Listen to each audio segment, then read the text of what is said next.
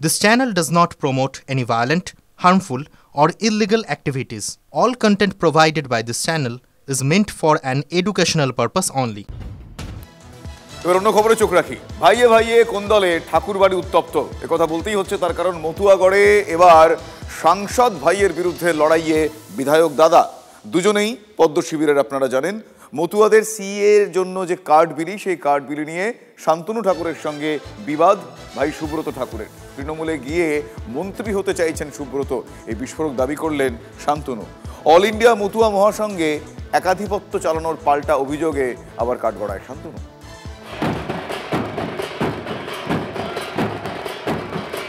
BJP সাংসদ শান্তনু ঠাকুর এবং গাইঘাটার BJP বিধায়ক সুব্রত ঠাকুরের মধ্যে দূরত্ব বাড়ছে। ঠাকুরবাড়ির অন্দরে এই গুঞ্জন আগে থেকেই চলছিল।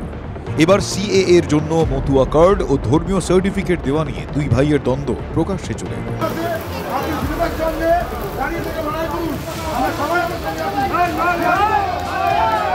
গন্ডগোলের সূত্রপাত মতুয়া কার্ড ও ধর্মীয় কার্ড দিতে ঠাকুরবাড়ির নাট মন্দিরে শান্তনুর ক্যাম্প করা নিয়ে। দুই ছেলের দ্বন্দ্বে বড় ছেলে সুব্রত ঠাকুরের পাশেই দাঁড়িয়েছেন মা ছবি রানী ঠাকুর। ছোট ছেলে শান্তনুর বিরুদ্ধে মতুয়া মহাসংঘে একছত্র আধিপত্য চালানোর অভিযোগ তুলেছেন মা ছবি রানী। এমনকি দ্বন্দ্ব মেটাতে তৃণমূল সাংসদ মমতা বালা ঠাকুরের দ্বারস্থ হন তিনি। আমি সেই জন্য মনে করেছি যে আমার দিদি ভাইয়ের কাছে যাই, আমি একটু জিজ্ঞাসা করি যে সমান অধিকার থাকবে তো দুই ভাইয়ের। শান্তনু দিতে চাচ্ছে না অধিকার, নাট মন্দিরে বসবে। ওই যে নাট মন্দির অধিকার মতুয়া মহাসংঘের অধিকার। নাট মন্দিরে গেছিল, তখন সেখানে তার মা যে বলছে যে তাহলে তো সুব্রত ঠাকুর এখানে বসতে পারে। আর এখানে পরবর্তীকালে সেটা সুব্রত ঠাকুরই বলেছে, তার মা বলেছে যে এখানে ভক্তের জায়গা, এখানে যার যার বাড়ির সামনে তারা করুক, কিন্তু এখানে কেন করবে? এটা করা তো উচিত, এটা তো সত্য।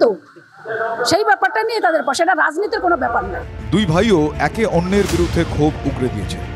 গোটা ঘটনায় অবশ্য রাজনীতি দেখছে শান্তনু। তার অভিযোগ, মন্ত্রিত্বের লোভেই তৃণমূলে পা বাড়িয়েছেন সুব্রত। মার মাথা খেয়ে মাকে সামনে ফেস করে আজকে এইগুলো করছে। তার মূল কারণ হচ্ছে পদ পেতে হবে, আর পদ মন্ত্রিত্ব পেতে গেলে টিএমসি ছাড়া বেঙ্গলে মন্ত্রিত্ব দিতে পারবে না। অফিসিয়ালি টিএমসি তো জয়েন হয়ে গেল, শুধু পতাকাটা ধরিনি। মমতা বালা ঠাকুরের সাথে, সে আমার জেঠিমা, তার সাথে কথা বলেছি কি করে মতুয়াদের ভালো হয়। আমি আমার জেঠিমার সাথে বলেছি, আমার বোনের সাথে বলেছি, আমার মার সাথে কথা বলতে বলেছি যে সমগ্র মতুয়া সমাজ আপনারা এগিয়ে আসুন। তৃণমূলে যোগ দেওয়া নিয়ে সুব্রতর সঙ্গে তার কোনো কথা হয়নি বলেই জানিয়েছেন মমতা বালা। কিন্তু ঠাকুরবাড়ির দুই ভাইয়ের কাজিয়ায় নতুন করে বিজেপির ঘরের অশান্তি সামনে এসে গিয়েছে। রাজ্যে ২৬-এর বিধানসভা ভোটের আগে তাই ঠাকুরবাড়িতে তৈরি হয়েছে এক নতুন রাজনৈতিক সমীকরণের সম্ভাবনা। Bureau report, TV nine Bangla.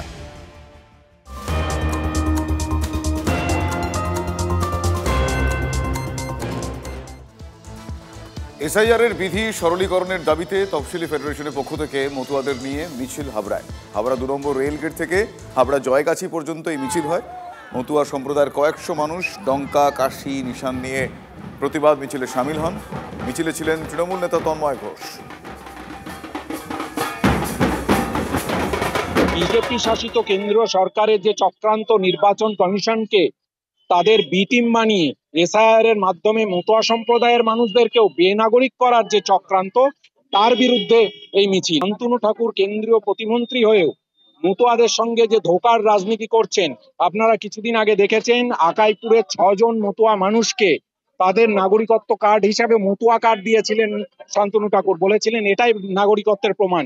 সেই কার্ড দেখানোর পরে বিজেপি শাসিত রাজ্যে তাদেরকে অ্যারেস্ট করা হয়েছে এবং অত্যাচার করা হয়েছে। তাহলে আজকে শান্তনু ঠাকুরকে জবাব দিতে হবে। আজকে যে এসআইআর এর সরলীকরণের দাবিতে এবং 2014, 2019 এবং 2024 সালে যারা ভোট দিয়ে কেন্দ্রীয় সরকার গড়েছে, সেই সমস্ত ভোটারদের ভোটার তালিকা থেকে নাম বাদ দেওয়া যাবে না, এই দাবিতে আমাদের যে নাগরিকত্ব সুরক্ষা র্যালি, আগামী দিনে আমরা 125টি বিধানসভা এলাকায় এই রকম আমরা নাগরিকত্ব সুরক্ষা র্যালি করব এবং 28শে ডিসেম্বর আমরা 10 লক্ষ মানুষের সমাবেশের মাধ্যমে আমরা কলকাতাতে আমরা আমাদের এই যাত্রা সমাপ্তি করব।